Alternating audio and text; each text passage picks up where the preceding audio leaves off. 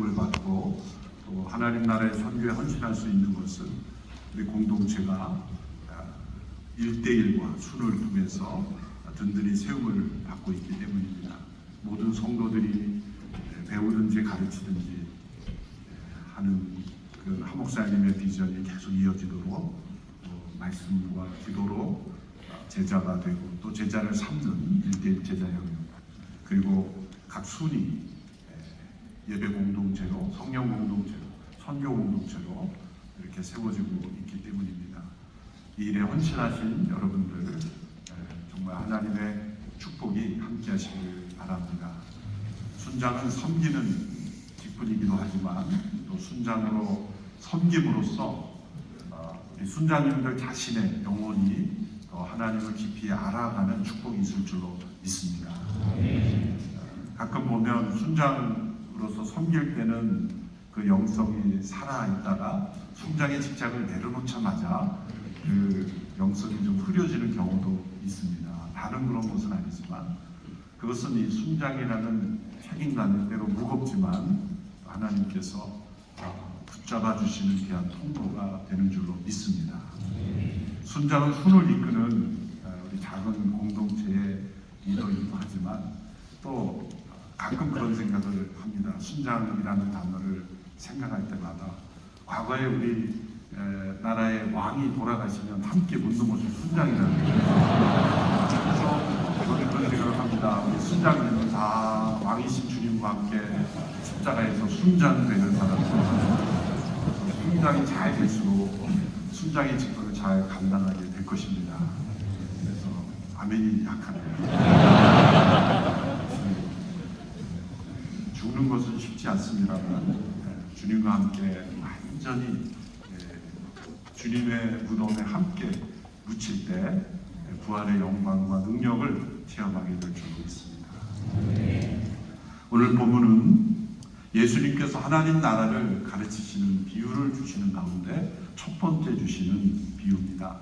우리가 잘 아는 씨 뿌리는 농부의 비유라고 불리는 말씀입니다. 매우 단순하지만 그 의미가 매우 깊고 또 이후에 주어지는 마태복음 13장에 여러 하나님 나라의 비유들이 나오는데 그 비유의 기초가 되는 말씀입니다. 그래서 이 비유를 예수님께서 뒷부분에 특별히 예수님이 해설까지 해주십니다. 다른 비유는 그냥 비유로 말씀하시고 끝나는데 이 비유만큼은 상세한 해설을 예수님께서 친히 해주시는 것입니다. 그만큼 중요하다는 것입니다. 하나님의 나라는 씨를 뿌리듯 농부이신 하나님께서 말씀의 씨앗을 뿌리고 그 말씀을 마음에 받아들이는 것으로 임한다는 것입니다. 이 씨는 하나님의 말씀이요 같은 사람들의 마음입니다. 이 비유가 적절한 까닭은 모든 인간은 흙으로 지음을 받은 아담이라는 단어 자체가 흙이라는 뜻이죠. 흙으로 우리의 사람을 지으시고 코에 생기를 불어넣으심으로 살아있는 존재가 되게 하셨습니다. 그러므로 인간 자체가 흙이다 라고 말할 수가 있습니다. 살아있는 흙이다 이렇게 말할 수 있는 것이죠. 그러므로 씨앗이 밭에 토양에 떨어지는 것은 하나님의 생명의 말씀이 우리 가운데 임해야 우리가 진정 살아있는 존재가 된다는 것을 의미합니다. 그런데 이 비유를 통해서 보면 내용은 간단히 이렇습니다. 농부가 씨를 뿌리는데 어떤 씨는 길가에 떨어져 새들이 쪼아 먹어버렸고 어떤 씨는 돌밭에 떨어져 잠시 싹만 나고 뿌리 내리지 못하게 되고 또 어떤 씨는 가시덤불에 떨어져 그 가시덤불이 더 무성하게 자라서 열매 맺지 못했다는 겁니다. 또 어떤 씨는 좋은 땅에 떨어져 100배, 60배, 30배의 결실을 맺었다는 겁니다.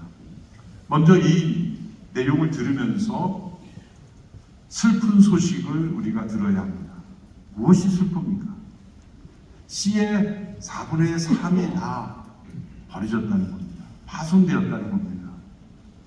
하나님의 말씀이 뿌려졌는데 그 말씀이 열매 맺지 못하고 파손되는 경우들이 있다는 겁니다. 그 낭비되는 씨앗이 얼마나 아깝습니까? 그러나 한편 이 사실 속에 우리가 기쁜 소식을 발견할 수 있어야 합니다. 그것은 이 말씀의 씨앗은 좋은 밭에, 열매 맺는 밭에만 뿌려지지 않고 이 농부는 특이하게도 열매 맺지 못하는 밭, 길가와 돌밭과 가시덤불과 같은 밭에도 씨를 뿌려지도록 허용하신다는 겁니다. 하나님께서 말씀을 뿌리실 때 그 말씀을 잘 받아들이고 열매 맺는 좋은 밭만 골라서 씨앗을 뿌리지 않고 그 마음이 길가와 같이 돌밭과 같이 가시덤불과 같이 열매 맺지 못하는 마음에도 불구하고 하나님의 말씀을 뿌리시는 농부시라는 겁니다. 이것이 하나님의 마음이요 하나님의 사랑입니다. 우리 순장님들 생각하면 4가지의 밭에 여러분의 순원의 얼굴을 한번 넣어보시라 그러면 재미있는 그림이 나올 것 같습니다. 순장님의 마음속에 순원 모두가 다 좋은 밭을 가진 순원들만 오기를 바라는 마음이 없지 않겠죠. 그러나 때로 우리의 순원 가운데는 길가, 돌밭, 가시덤불과 같은 마음의 토양을 가진 순원들이 함께 있다는 것입니다. 그리고 농부이신 하나님은 그들에게도 하나님의 말씀의 씨앗을 뿌리기를 원하신다는 겁니다. 낭비처럼 보이는 것이지만 때로 리크걸 갈 때 순예배로 함께 모이는 것 자체가 열매 없는 것처럼 보이고 변화가 없는 것처럼 보이고 때로 시간을 낭비하는 것처럼 보이는 그런 때도 있을 수 있습니다. 그러나 이 비유에 나타난 농부의 마음을 생각해 보십시오. 좋은 밭에만 뿌려지는 것이 아니라 4분의 3이 열매 없이 버려지는 밭임에도 불구하고 씨앗이 뿌려지는 것을 허용하는 농부. 바로 주님의 마음입니다. 정말 말씀이 필요한 사람들, 말씀을 들어야 하는 사람들은 들을 준비가 되어 있지 않다는 것을 우리가 순회 모이면서 함께 느낄 겁니다. 방해하는 새벽들이 있죠. 어떤 순예배에서 정말 은혜로운 말씀이 나눠지고 정말 성령 인도하심 가운데 있는데 돌이켜보면 꼭 와야 될 분이 안 오세요. 이 순장 수련회도 마찬가지예요. 꼭 오셔야 될 순장님은 이 자리에 안 와요. 항상 안타까운 마음이 우리에게 있어요. 그런 하나님의 말씀의 씨앗은 이렇게 받아들여지지 않는 것 같은 대상에도 계속해서 뿌려지는 것이다 라는 겁니다. 말씀이 임하여 하나님의 나라가 임했다는 증거는 무엇입니까? 열매입니다. 그 열매가 100배, 60배, 30배라는 것은 한 개인에만 머무는 것이 아니라 자신이 속한 그 사회, 공동체까지 확산되는 것입니다. 하나님의 나라가 온 세상에 확산되는 단계는 3단계로 나누어집니다. 이 말씀에 근거하면 첫 번째 단계는 예수님께서 소수의 제자들에게 마음속에 말씀의 씨앗을 심는 단계입니다. 두 번째 단계는 그 말씀의 씨앗들이 제자들의 증언을 통해 전 세계로 퍼지며 성장하는 단계입니다. 세 번째 단계는 예수님께서 다시 오셔서 뿌려진 씨가 맺은 열매들을 수확하는 추수의 단계입니다. 물론 이 비유에서 농부는 이상하죠. 왜 길가, 돌밭, 또 이런 가시덤불에 뿌렸을까? 이스라엘 토양의 특성상 넓은 평야가 많지 않고 이 구릉지나 산에는 이 돌, 가시덤불 또 이런 길가가 혼재되어 있기 마련이기 때문에 그 씨앗이 뿌려질 때 일부는 더러 열매 맺지 못하는 땅에 버려지는 경우도 있습니다. 그런 상황을 우리 주님께서 비유로 들으시면서 하나님께서 말씀의 당장은 말씀의 그 수용성이 없어서 열매 맺지 못하는 영혼일지라도 포기하지 않고 말씀을 전하시는 농부의 마음을 우리에게 알려주신 것입니다. 첫 번째로 열매 맺지 못하는 밭은 길가와 같이 단단한 밭입니다. 이 길가는 반항적인 마음에 토양을 의미하죠. 19절의 말씀 같이 한번 읽어보겠습니다. 마태복음 13장 19절 자막을 통해서 시작. 하늘나라에 대한 말씀을 들어도 깨닫지 못하는 악한 자가 와서 그 마음속에 뿌려진 것을 빼앗아 이것이 바로 길가에 뿌려진 씨와 같은 사람입니다. 길은 많은 사람들이 밟고 지나가서 단단해져서 이제 씨가 들어갈 수 없는 상황입니다. 그 단단한 표면만 걷어내면 그 속에는 부드러운 흙이 있음에도 불구하고 작고 연약한 씨의 힘으로는 파고 들어갈 수 없는 거죠. 이 길가와 같은 반항적인 마음은 어디에서 비롯되는 것일까요? 인생에 계속되는 상처와 때로는 아픔 속에 사람의 마음은 단단해집니다. 마음의 벽이 단단해집니다. 어떤 말씀도 들어오지 않는 거죠. 방어벽이 너무 두텁습니다. 또 때로는 너무 분주하고 들떠 있어서 하나님의 말씀이 들어올 수 있는 그러한 그 수용할 수 있는 마음병이 아닌 세상으로 단단해진 그런 마음입니다. 이런 길가와 같은 마음에는 사탄이 와서 말씀의 씨앗을 쉽게 빼앗아 간다고 말하고 있습니다. 사탄이 지금 부지런히 하는 일은 무엇입니까? 하나님의 말씀이 각 사람의 마음에 임하는 것을 막기 위해서 열심히 일하고 있는 것입니다. 가장 큰 영적 전쟁은 말씀을 듣고 읽고 마음에 새기는 이를 방해하는 전쟁입니다. 그래서 우리가 순으로 함께 모일 때도 하나님의 말씀에 귀를 기울이고 그것을 마음에 새기고 그 말씀이 우리에게 어떻게 적용되는지를 나누는 일을 방해하는 일이 되서는 안 됩니다. 사단은 계속해서 이 길가와 같은 마음을 살피면서 그 말씀을 쪼아먹고 있기 때문이죠. 사단은 열심히 일하고 있습니다. 우리가 예배당에 나올 때 사단도 열심히 나옵니다. 어쩌면 먼저 나옵니다. 그래서 말씀을 듣지 못하는 환경으로 또 방해를 합니다. 또 말씀을 듣고 나갈 때 주차장에 먼저 나가서 방해를 합니다. 말씀 잊어버리고 차에 기스가 나 있고 차가 막혀 있고 하여튼 사단도 교회 열심히 다닙니다. 열심히 다니면서 말씀이 열매맺지 못하게 방해를 하고 있어요. 두 번째 돌밭은 피상적인 마음의 토양이죠. 20절 21절의 말씀을 보십시오. 같이 읽습니다. 시작. 돌밭에 떨어진 씨 말씀을 듣자마자 기쁨으로 받아들이지만 뿌리가 없기 때문에 오래가지 못한다. 말씀 때문에 고난이나 핍박이 오면 곧 걸려들지 못한다. 돌밭에 뿌려진 씨앗이라는 것은 겉은 얕은 흙으로 덮여있지만 속에 돌이 있는 겁니다. 그래서 그 표면은 부드럽기 때문에 씨앗을 쉽게 받아들이지만 바로 아래 돌이 있기 때문에 내려가지 못해요. 그런데 밑에서 올라오는 온기 때문에 돌이 이제 온돌처럼 그 효과가 있어서 빨리 싹이 난다는 거죠. 그래서 유대인들의 농사 원력으로 대개 10월 정도에 씨를 뿌리면 11월, 12월이 되면은 이제 태양의 열기가 누그러지고 온도와 습기가 적절하게 되는데 돌에 따뜻한 온기가 남아있는 흙은 빨리 싹이 난다는 거죠. 그런데 경험 많은 농부들은 먼저 나는 싹이 뿌리내지 못한다는 걸 잘 압니다. 먼저 싹은 나지만 그 밑에 있는 돌이 있기 때문에 빨리 싹이 나기 때문에 오히려 서서히 싹이 나는 것이 오래 할 수 있다는 거죠. 이것은 우리에게 어떤 말씀을 보여줍니까? 감정적으로 쉽게 말씀을 받아들이다가 끝나는 그런 피상적인 믿음을 보여줍니다. 일정 기간 처음에는 괜찮은 신앙처럼 보입니다. 아무 문제 없는 것처럼 보입니다. 그러나 위기가 닥쳐오면 뿌리 내리지 못한 신앙은 쉽게 무너지는 것을 의미합니다. 이 돌은 무엇을 의미할까요?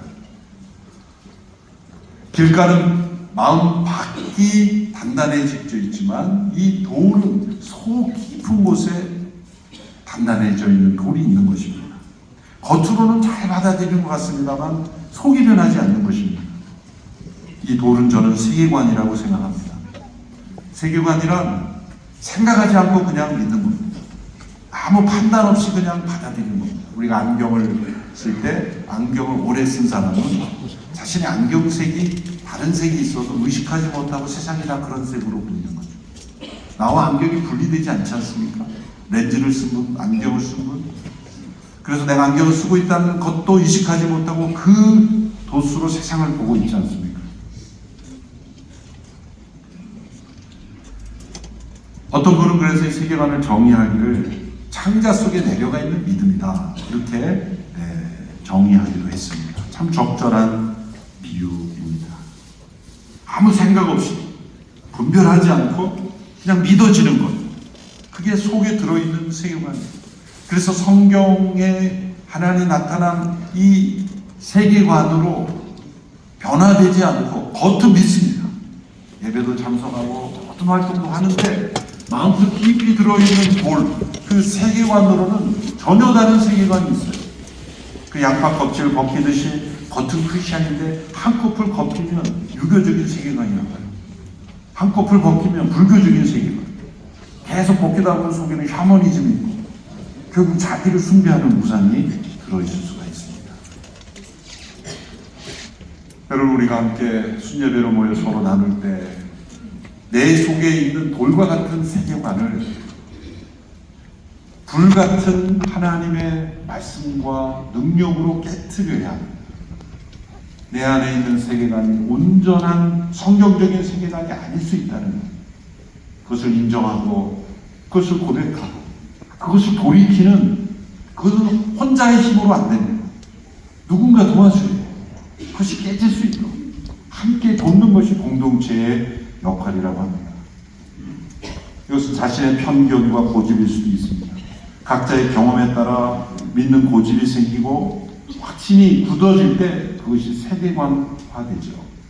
미국에 보면 신호등에 저희는 빨간불, 파란불, 노란불만 있지만 이 글씨로 나오죠. 미국에는. 그래서 walk, don't walk 이렇게 걸어라, 걷지 마라 이렇게 나오죠. 어떤 사람이 해외에서 온 분이 뉴욕에 여행을 와서 don't walk 이래서 뛰어갔다는 말이 있어요. 거기를 걷지 말고 뛰어야 돼요. 사람마다 다 다르게 해석하는 거죠. 우리 신앙생활도 마찬가지입니다. 십계명을 보고 우리가 생각할 때, 우리가 십계명이 아니라 주님의 명령 생각할 때 내 이웃을 내 몸과 같이 사랑하라, 이 사랑하라는 말씀을 들을 때 우리는 누군가를 미워하지 않으면 난 사랑하고 있다고 생각합니다. 사랑하는 것은 적극적인 것인데 그걸 우리는 어떻게 해석하는 거죠? 나는 아무하고도 원수진 적도 없고 미워한 적도 없고 나는 모든 사람과 평화로우면 내가 사랑하고 있다고 스스로 생각하는 거죠. 하나님의 말씀을 자기의 방식대로 필터링해서 적용합니다. 그게 바로 세계관, 돌과 같은 것입니다. 그러나 희망의 약속이 있습니다. 에스겔 36장 26절의 말씀을 보십시오. 우리 같이 읽겠습니다. 시작. 너희에게 새로운 마음을 주고 너희 안에 새로운 영을 줄 것이다. 내가 너희 육신으로부터 돌과 같이 굳은 마음을 없애고 너희에게 살처럼 부드러운 마음을 줄 것이다. 주님께서 돌과 같이 굳은 마음도 살과 같이 부드러운 마음으로 변화시켜 주신다고 약속해 주셨습니다. 이 역사가 순에서 일어나야 합니다. 셋째, 열매 맺지 못하는 땅은 가시덤불에 덮여있는 땅이죠. 이 땅은 이중적인 마음의 토양입니다. 22절의 말씀을 함께 읽습니다. 시작. 또 가시덤불 가운데 떨어지시는 말씀을 들었지만 이 세상의 걱정과 돈의 유 말씀을 막아 열매 맺지 못하는 사람이다. 가시덤불에 덮여있는 흙의 특징은 좋은 영양분을 가진 흙인데 영양분을 가시덤불이 먼저 빼앗아가 버려 싹이 나지 못하게 하는 것입니다. 말씀을 믿지 않는 것이 아닌데 열매 맺지 못하는 것은 다른 것들이 에너지를 뺏어가는 거죠. 말씀에 열매를 맺어 가는 방향으로 영양분이 가는 것이 아니라 이 생의 염려와 걱정과 근심, 기타 등등이 뺏어가는 겁니다. 그것이 가시덤불입니다. 그런데 가시덤불이라고 했지만 사실은 이것이 실상은 우리의 마음을 빼앗아갈 정도로 좋은 것들일 경우가 많아요.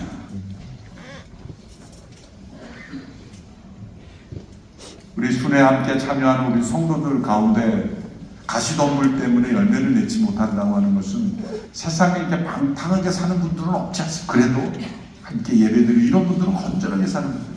그런데 말씀의 열매를 맺지 못하게 대개는 좋은 것들이에요. 취미생활이라든지 인간관계라든지 이런 것들이, 그것도 또 새로는 우리의 말씀의 열매를 맺는 것을 영양분을 빼앗아갈 수 있다는 거죠. 그러나 하나님께서 역사하심으로 이 마음에 있는 좋은 영양분이 열매 맺는 쪽으로 나아가도록 우리가 서로 격려하는 것이 우리의 순회의 역할입니다. 넷째로 좋은 땅은 순종하는 마음의 토양입니다. 23절의 말씀 같이 읽습니다. 시작. 좋은 땅에 뿌려졌다는 것은 말씀을 듣고 깨닫는 자가 결실하여 어떤 것은 100배, 어떤 것은 60배, 어떤 것은 30배가 됩니다. 말씀이 좀 다른 구절로 적혀져 있었습니다. 말씀을 잘 받아들여 순종하여 열매를 맺는 것. 이것은 역설적으로 말해서 내 안에 주님께 대한 순종의 마음이 부족합니다. 내 안에 이런 가시덤불이 있습니다. 내 안에 이런 길가와 같이 단단합니다. 스스로를 잘 분별할 수 있는 영성이 좋은 토양입니다. C.S. 루이스가 영적 스승으로 여기는 조지 맥도날드라고 하는 분이, 그분을 나는 이처럼 그리스도의 영에 가까이 있는 사람을 발견하지 못했다라고 말할 정도예요. 그런데 정작 그 자신은 자신의 마음에 대해서 이렇게 표현했어요. 내 영혼은 척박한 땅, 기근의 땅, 여기저기 잡초가 가득하고 무엇인가 이룰 수 있는 가능성이 전혀 없는 곳이다. 가장 가까이 그를 존경하는 사람들은 정말 좋은 토양의 사람이라고 생각하는데 정작 자기 자신은 내 영혼은 이렇게 척박하고 잡초가 가득 차 있다. 이게 뭘까요? 우리가 좋은 땅이라는 것은 완벽한 땅이 아닙니다. 그 땅은 자신의 영혼의 곤고함을 알고 영혼의 기근을 알고 척박함을 알고 내 안에 어디가 길바시고 어떤 상황에서는 내가 돌이 튀어나오고 어떤 상황에서는 가시가 튀어나온지를 분별하는 땅인 거예요. 여러분, 이 네 종류의 땅은 운명론이 아닙니다. 어떤 사람은 길가로 태어나서 길가로 살다가 길가로 죽고, 어떤 사람은 돌밭같이 태어나서 돌밭으로 살다가 돌밭으로 죽는 그런 인생이 있다는 게 아니에요. 인생에 정해진 네 종류의 운명을 말씀하는 게 아니라 우리의 마음에 있는 네 종류의 밭을 말씀하시는 거예요. 어떤 경우에는 돌밭이 많을 수 있고, 어떤 경우에는 가시가 많을 수 있고, 또 어떤 경우에는 좋은 밭이 많을 수 있는 거예요. 우리 마음의 이 포션이 네 종류의 밭으로 나눠줄 수 있다는 거예요. 근데 좋은 밭은 어떤 거냐? 하나님 앞에, 말씀 앞에 섰을 때, 이 돌을 어떻게 하냐? 하나님, 이 돌 좀 깨주세요. 이 가시덤불 좀 태워주세요. 이 길가와 같은 내 마음을 좀 기경시켜주세요. 이걸 분별하는 게 좋은 흙이라는 거예요. 어떤 사람도 이 길가 같지 않고 돌이 없고 가시덤불이 없는 순수 그 자체의 좋은 흙을 가진 사람은 아무도 없어요. 내 스스로 생각할 때 나는 참 좋은 흙이야. 큐티하면서 이처럼 좋은 흙이 있을 수 있을까? 자기 자신에게 감동하고 또 순예배에서 나눌 때 순장님이 자기 노치에 빠져서 제가 깨닫는 말씀을 이처럼 깨닫는 사람이 있을까 나는 염려가 됩니다. 그러면서 막 감동을 받아서 스스로가 그는 좋은 밭이 아니에요. 돌밭입니다. 돌밭. 아주 강한 돌밭이에요. 역설적인 얘기죠. 좋은 흙이라. 우리 신혼부가 나눌 때 내 안에 이 가시덤불이 있어요.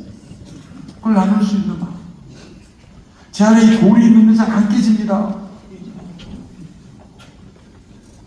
저는 이 들박과 같은 상황에서 어떤 상황에서는 제가 이렇게 마음에 거부하게 됩니다. 투명하게 하나님 앞에서 내 마음의 상태를 그대로 드러내고 그것을 깨닫는 영혼은 좋은 밭이에요. 좋은 밭입니다. 우리 순장님들과 순원들이 함께 말씀 앞에 서서 나눌 때 우리가 이런 믿음을 가져야 됩니다. 함께 따라해 보시죠. 마음의 토양은 바뀔 수 있다. 마음의 토양은 새로워질 수 있다. 성경의 모든 약속은 그리스도께서 오셔서 이루시는, 성령님이 오시는 일은 말씀의 방망이가 우리의 돌을 깨트리고 성령의 불이 우리의 가시덤불을 태울 수 있다. 그래서 우리의 마음밭이 좋은 토양이 될 수 있다. 호세아 10장 12절의 말씀을 함께 읽고 말씀 맺겠습니다. 함께 읽습니다. 시작. 내 스스로 의의 씨앗을 심고 인의 열매를 거두며 묵은 땅을 잘하라. 지금이 여호와를 찾을 때다. 마침내 그분에게 와서 의의 길을 너희에게 드릴 것이다. 우리의 묵은 땅을 갈아 엎을 수 있는 은혜가 우리에게 주어져 있습니다. 우리의 순예배가 서로의 마음의 토양이 계속 좋은 흙으로 변화되는 그런 역사가 있게 되기를 바랍니다. 우리 순장님 자신을 포함해서 어느 누구도 포기해서는 안 됩니다.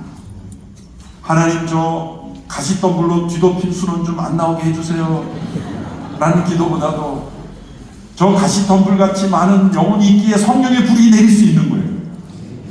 돌밭과 같은 분이 있기에 하나님의 말씀의 방망이가 임할 수 있는 거예요. 그런 역사를 더 사모함으로 여러 종류의 밭에 포기하지 않고 말씀을 뿌리시는 하나님의 마음으로 우리 순장님들이 그런 농부의 마음을 가지고 우리 순을 목양하는 귀한 리더십들 되기를 축원합니다. 우리 함께 기도하겠습니다. 마음을 다해 기도할 때 주님, 우리 자신의 마음을 올려드립니다. 내 마음에 있는 길가와 같이, 돌밭과 같이, 가시덤불과 같은 이 마음을 좋은 땅으로 기경시켜 주시옵소서. 성령의 불로 내 안에 있는 가시덤불을 태워주시고 말씀의 방망이로 내 안에 있는 돌을 깨뜨려 주시옵소서. 우리 순원들을 생각하며 우리 순원들도 좋은 밭이 되어서 열매 맺는 순원들 되게 하여 주옵소서. 함께 주의 이름 부르며 기도하며 나가겠습니다. 주여